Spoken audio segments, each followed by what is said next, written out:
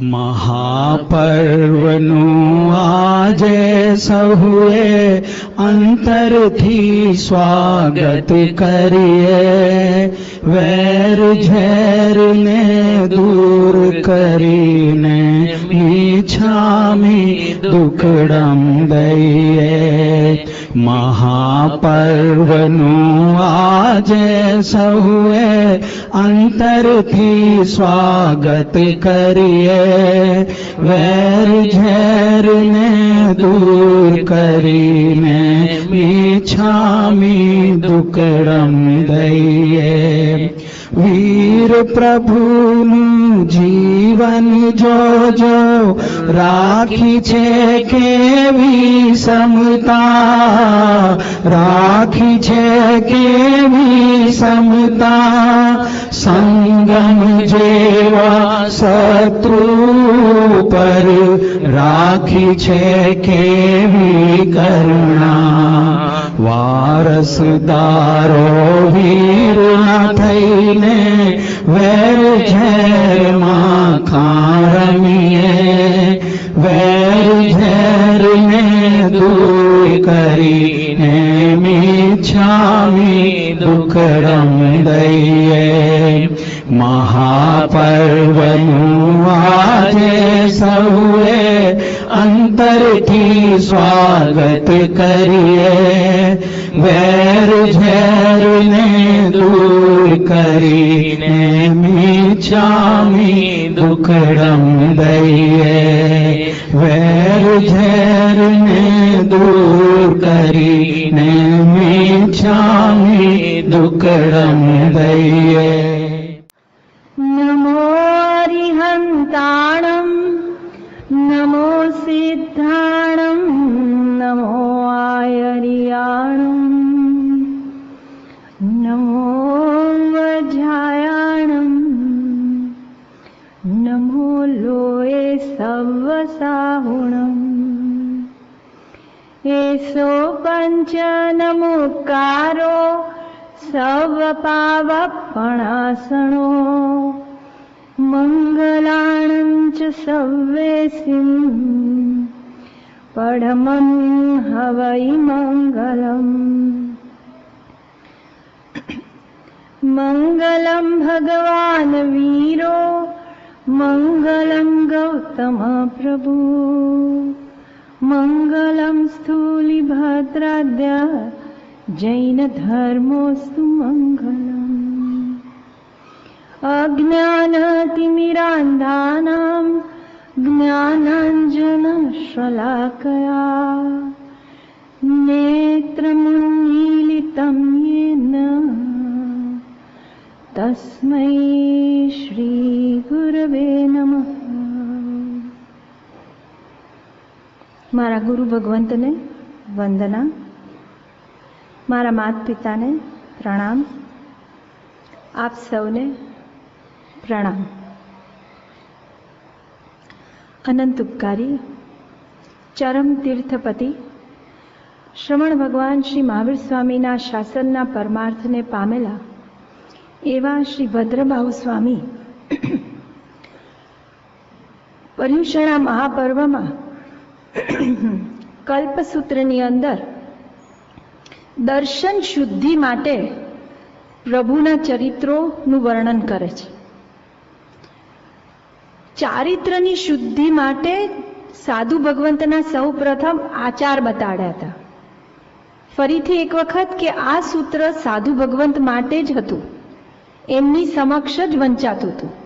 માટે સાધુ ભગવંતના આચાર, ચારિત્રની શુદ્ધિ અને દર્શન શુદ્ધિ માટે 24 ભગવંતના ચરિત્રનું વાંચન એમાં આવે છે. એમાં મુખ્યત્વે ખાલી 4 ભગવાનનું આવે છે, એના બાકીના ભગવાનના માત્ર નામ આવે છે કે ઋષભદેવ ભગવાન અને અજીતનાથ ભગવાન વચ્ચે આતરું કેટલું, એમ કરીને નામ માત્ર આવીને 24 ભગવાનનું ઉલ્લેખ કરે છે. આપણે ગઈકાલે પશ્ચાનુપૂર્વી ક્રમે મહાવીર સ્વામીનું ચરિત્ર જોયું, પછી પાર્શ્વનાથ ભગવાન અને નેમનાથ ભગવાન.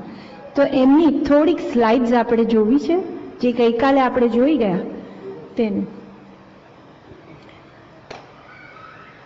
શ્રી પાર્શ્વનાથ ભગવંત અને નેમનાથ ભગવાન. નેમનાથ ભગવાનના ચરિત્રમાં મને એક વાત ખાસ કહેવી છે. કદાચ બધાને ખબર નહીં હોય કે કૃષ્ણ ભગવાન ભગવાન તરીકે કેવી રીતે પૂજાયા. એમાં ત્રિષષ્ઠી ઉલ્લેખ આપે છે કે ત્રિષષ્ઠીમાં ઉલ્લેખ, ત્રિષષ્ઠી ઇઝ અનધર ગ્રંથ, એક વાંચવા જેવો, જેને લખવું હોય તો ત્રિષષ્ઠી શલાકા પુરુષ ચરિત્ર, ઘરમાં વસાવા જેવું પુસ્તક અને વાંચવા જેવું. તો એની અંદર આપે છે કે કૃષ્ણ મહારાજા નરકે ગયા, ત્રીજી નરકમાં. બલરામ એમના ભાઈ સ્વર્ગે ગયા. બંને વચ્ચેનો અરસપરસનો પ્રેમ એટલો બધો કે ત્યાંથી દેવલોકમાંથી એ ક્યાં ગયા? નીચે નરકમાં, કે ભાઈ તને અહીંયા હું નહીં રહેવા દઉં. અને નરકમાં શરીર કેવું હોય? મર્ક્યુરી જેવું. લેવા જાય તો કઈ હાથમાં ના આવે, ઉલટાની એને પીડા વધારે થાય.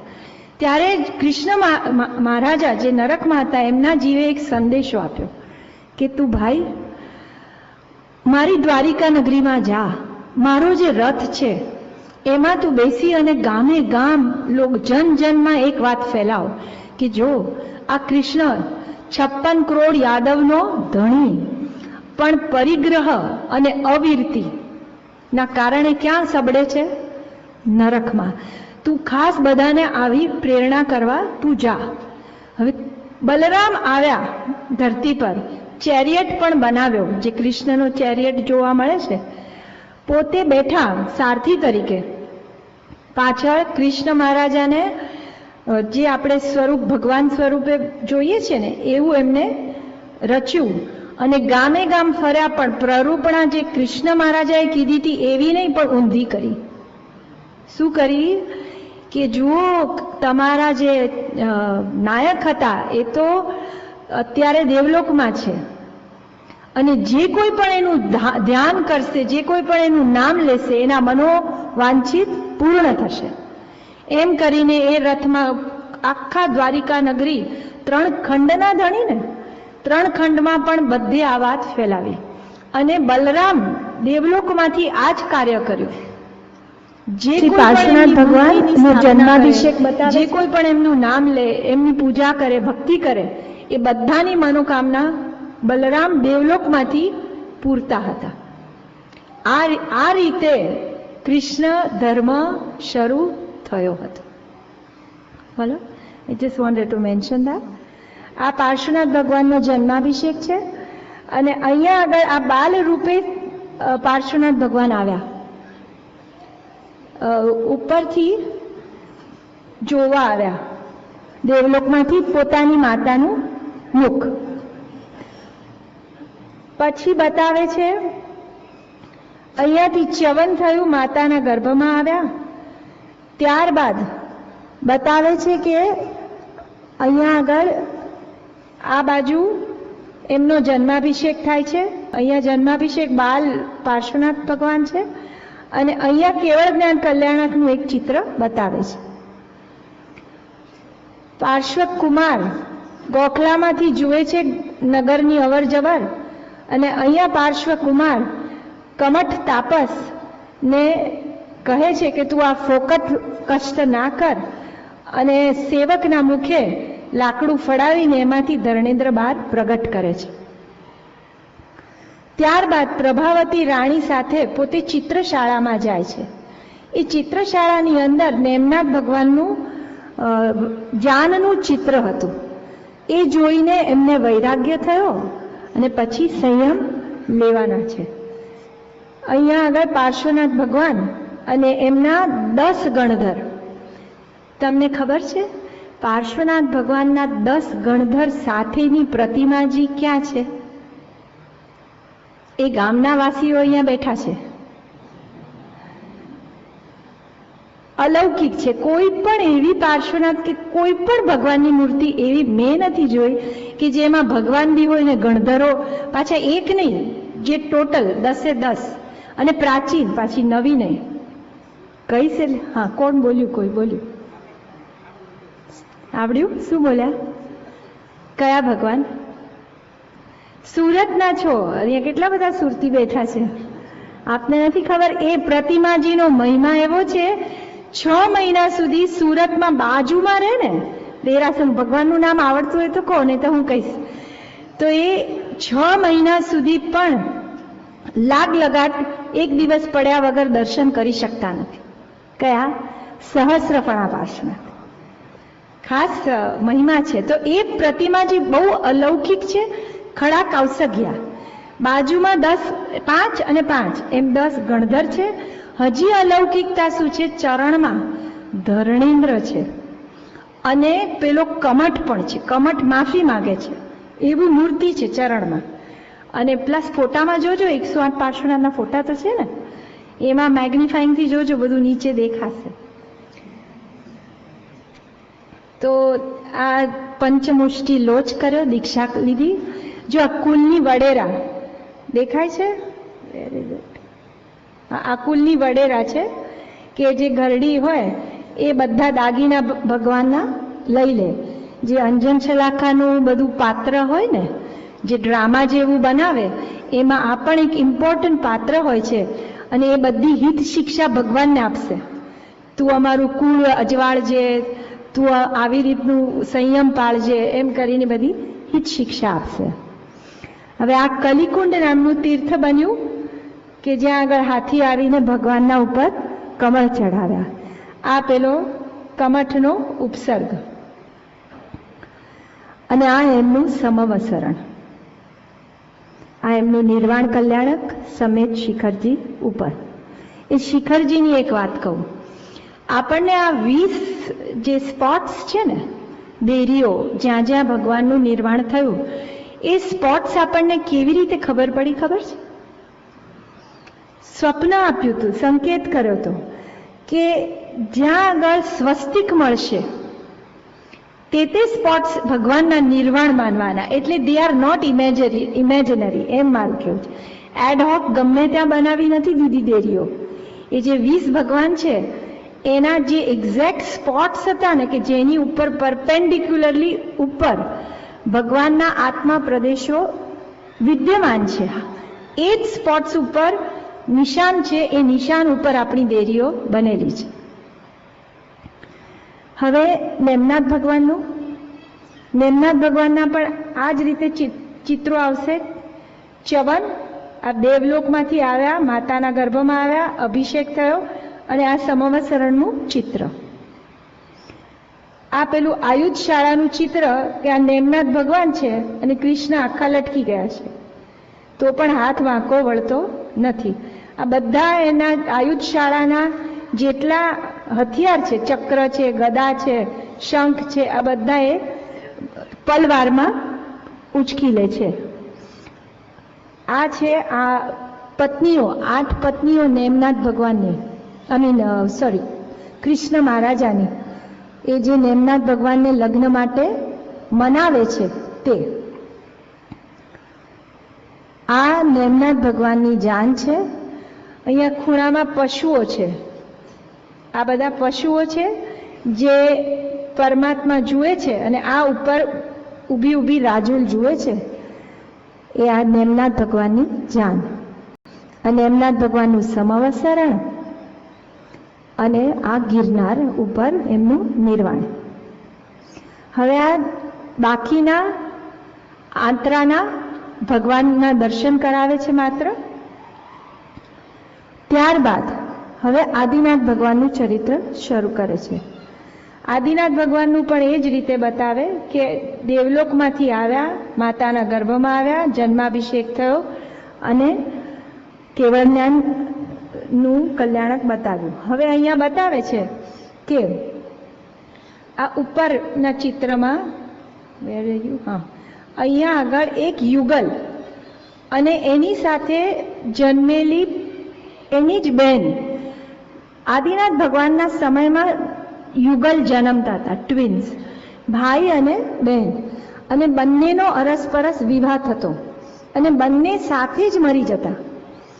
આ પ્રમાણે ક્રમ ચાલતો હતો. પહેલી વાર એવું બન્યું કે પેલો યુગલ મરી ગયો અને પેલી એની જે પત્ની છે કે બહેન કહો જે હોય એ હજી જીવતી છે. એટલે અહીંયા આગળ એ રડે છે. એટલે ગામના લોકો શું કરે છે, આ બધા ગામના લોકો એ બેનને લઈ અને અહીંયા નાભી કુલકર પાસે જાય છે. નાભી રાજા જે હતા એ વખતે રાજા નતા કહેવાતા, પણ શું કહેવાતા? કુલકર. 7 કુલકર થઈ ગયા, તો 7મા કુલકર આપણા નાભી રાજા છે, નાભી કુલકર થયા. હવે અહીંયા આગળ ઇન્દ્ર મહારાજા ભગવાનના બાળ મુનિને, બાળ ભગવાનને લઈને ખોળામાં બેઠા છે અને ઇન્દ્ર મહારાજા શેરડીનો સાઠો લાવ્યા છે. તો રમતમાં ભગવાનના જીવે શું કર્યું? શેરડીનો સાઠો પકડી લીધો. એટલે ઇન્દ્ર મહારાજાએ એમના વંશનું નામ પાડ્યું, ઇક્ષ્વાકુ વંશ. હવે અહીંયા આગળ ભગવાનના વિવાહ થઈ રહ્યા છે, પણ એમની પોતે પણ જન્મ્યા હતા એક બેન સાથે. એનું નામ શું હતું? સુમંગલા. અને જે પેલી એકલી પડી ગઈ હતી ને એને પણ પરણાવે છે, તો એનું નામ છે સુનંદા. અહીંયા એમને જે પોતાની જે બહેન નહોતી એને જે પરણ્યા એ એમને એમ કહેવાય કે યુગલા ધર્મ નિવાર્યો. યુગલનો જે ધર્મ હતો કે અરસપરસ પરણવાનું, એ એમને કઈ રીતે નિવાર્યો? તો કે પોતે પણ યુગલને પરણ્યા છે ને. પણ અચ્છા, અહીંયા પણ એક જણાએ બહુ સરસ પ્રશ્ન કર્યો હતો. મને કહે કે અમારા કેમ્પમાંથી, not here, back at home, તો મને કહે કે ગુડ ગર્ભા હોય, આપણે વાત થયેલી. ગુડ ગર્ભા એટલે ભગવાન જ્યારે ગર્ભમાં હોય ત્યારે માતાનું પેટ વધે નહીં. તો અહીંયા પ્રશ્ન કર્યો તો કે અહીંયા સુમંગલા પણ છે ને સાથે, તો પણ શું વધે કે ના વધે? કે આવું તો બીજે ક્યાંય બન્યું નથી ને. એટલે કે સુમંગલા સાથે છે તો વધે કે ના વધે? હવે પ્રસૂતિની પીડા હોય કે ના હોય? હવે અશુચિ હોય કે ના હોય? પણ કે ના, ગર્ભના પ્રભાવથી, ભગવાનના પ્રભાવથી આ સુમંગલા સાથે હોવા છતાં પણ માતાનું પેટ વધે નહીં, નો લેબર પેન્સ અને અશુચિ પણ હોય નહીં. તો આ યુગલા ધર્મ નિવાર્યો. અને લગ્ન વિધિ પણ કોણે કરાવી? પહેલી વાર ઇન્દ્ર મહારાજાએ.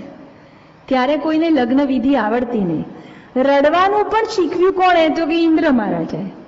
પછી અહીંયા સંગીત કોણે આપ્યું ખબર છે લગ્નમાં? તો કે દેવતાઓએ આવીને આપ્યું. હવે અહીંયા આ બધા ગામવાસીઓ છે, અત્યાર સુધી કલ્પવૃક્ષ પાસેથી માંગણી કરતા હતા. તમને ખબર છે આદિનાથ ભગવાને 83 લાખ પૂર્વ જે ઘરમાં રહ્યા ને, 84 લાખ પૂર્વનું એમનું આયુષ્ય, એમાં 83 લાખ પૂર્વ તો ઘરમાં રહ્યા. તો એ વખતે એમને આહાર કેવો કર્યો છે અને ક્યાંનો કર્યો છે ખબર છે? આદિનાથ ભગવાને આહાર કયો કર્યો અને ક્યાંનો કર્યો? કલ્પવૃક્ષોનો નહીં, એટલે ભરત ક્ષેત્રનો જ નતો કર્યો. દેવકુરુ અને ઉત્તરકુરુ નામના 2 યુગલિક ક્ષેત્રો છે, ડિફરન્ટ વર્લ્ડ્સ. મહાવિદેયનો જે સ્ટ્રીપ છે ને, મહાવિદેયનો બેલ્ટ, એની અંદર આ 2 ક્ષેત્ર અંદર આવે છે. એમાંથી એમના ફળો આવતા હતા. 83 લાખ પૂર્વ ઘરનું કે ભરત ક્ષેત્રનું અનાજ વાપર્યું નથી. પહેલી વાર જો એમને વાપર્યું હોય ને તો એ ક્યારે? શ્રેયાંશ કુમારે જ્યારે પારણું કરાવ્યું ને ત્યારે એમને આ પહેલી વાર વાપર્યું, ત્યાં સુધી નથી વાપર્યું. હવે અહીંયા આગળ છે ને નાભી, આપણા આદિનાથ ભગવાન અહીંયા છે અને અહીંયા પેલા શું કહેવાય, યુગલિકો આવ્યા અને કહે છે કે અમારે હવે શું કરવું, આ તો જંગલમાં આગ લાગી છે. એ જ વખતે તેઉકાય પ્રગટ્યો. તમને ખબર છે તેઉકાય બધે નથી હોતો, દેવલોકમાં ના હોય, અગ્નિકાય નરકમાં પણ ના હોય. પ્રશ્ન થાય કે નરકમાં અગ્નિકાય ન હોય તો બાળે છે કેવી રીતે? નરકમાં બાળે છે એવું તો આપણે બધાએ સાંભળ્યું છે. તો એ ક્રિએટ કરે છે, પણ વાસ્તવિક તેવું કાંઈ ત્યાં હોતો નથી. તેવું કાંઈ ભરત ક્ષેત્રમાં પણ ઓલ ધ ટાઈમ ના હોય, માત્ર આદિનાથ ભગવાન આવ્યા ત્યારે પ્રગટ્યો અને પાછો હવે 5મો આરો પૂરો થશે ને તેવું કાંઈ જતો રહેશે. કારણ 6ઠ્ઠા આરામાં અગ્નિની જરૂર જ નથી, રાંધેલું અનાજ ખાવાના જ નથી. આખી ધરતી તમે વૈરાગ્ય લાવવો હોય ને તો 6ઠ્ઠા આરાનું વર્ણન વાંચજો. આ દેશમાં જ્ઞાનની નહીં, વૈરાગ્યની જરૂર છે. શેની જરૂર છે? અને એ વૈરાગ્ય આપનાર અમારા બેક એટ હોમ મહાત્માઓ છે. હવે એમને તો લવાય નહીં તો શું કરશું? એટલે તમે અહીંયા બેઠા છો. જો મહાત્માઓ આવી જાય ને તો એક વાણીમાં બધા આવી જાય, પણ હવે એવું અમારું ગજું નથી. વૈરાગ્યની જરૂર છે ને આ વૈરાગ્ય લાવનાર, આપણે શું વાત કરતા હતા? 6ઠ્ઠા આરાનું વર્ણન. તો અહીંયા આગળ તેવું કાંઈ પ્રગટ્યો છે, એટલે કે રાક્ષસ પ્રગટ્યો છે. હવે આદિનાથ ભગવાન શું કહે છે? સમજી ગયા કે હવે આ અગ્નિ પ્રગટી ગયો છે, એટલે પાક કળા શીખવે છે. કે છે કે તમારે હવે આ જે અનાજ છે એ પહેલા બિચારા કાચું ખાવા લાગ્યા, તો કે અમને પચતું નથી. કારણ કે અનાજ છે ને યુગલિક કાળમાં પણ ઉગે ખરું. કલ્પવૃક્ષ હોય તો પણ આપમેળે ઉગે ખરું, પણ એને કોઈ હાર્વેસ્ટ જ કરે નહીં, જરૂર નથી. માટે હવે એ ઉગેલું અનાજ ભગવાનના કહેવાથી એ લોકોએ વાપર્યું તો બધું કાચું પચે ને, એટલે કમ્પ્લેન કરવા ગયા. પછી ભગવાને કીધું કે આ અગ્નિ પ્રગટ્યો છે ને, હવે અગ્નિમાં પકવીને તમે વાપરો. તો એ લોકોએ શું કર્યું? અગ્નિમાં સીધું અનાજ નાખી દીધું. એટલે કે આ તો એવો રાક્ષસ છે કે બધું અમારું ખાઈ ગયો. તો કે પછી ભગવાને શું શીખવ્યું? કુંભારની કળા. કે હવે પાત્ર લાવો, પાત્ર બનાવો, એમાં પછી અનાજ નાખો અને પાક કળા શીખવી. તો આ બાજુમાં બધું બતાવે છે કે અહીંયા છે કુંભારની કળા, પછી લુહારની, પછી છે વણકરની, કપડાં વણે છે, અને નીચે છે પેલો હજામ. એટલે જેટલી કળાઓ છે પુરુષોની કેટલી? 72, 72. આર્ચરી, હોર્સ રાઇડિંગ, પછી જેટલી પણ કળા છે, અને બહેનોની 64. આ બધી ભગવાને શીખવી.